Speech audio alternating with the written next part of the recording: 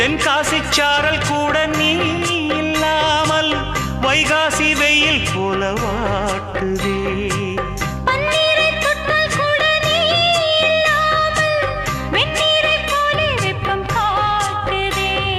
மையளந்த கண்ணும் என் கையளந்த பெண்ணும் மின்சாரம் பாய்ச்சுமா.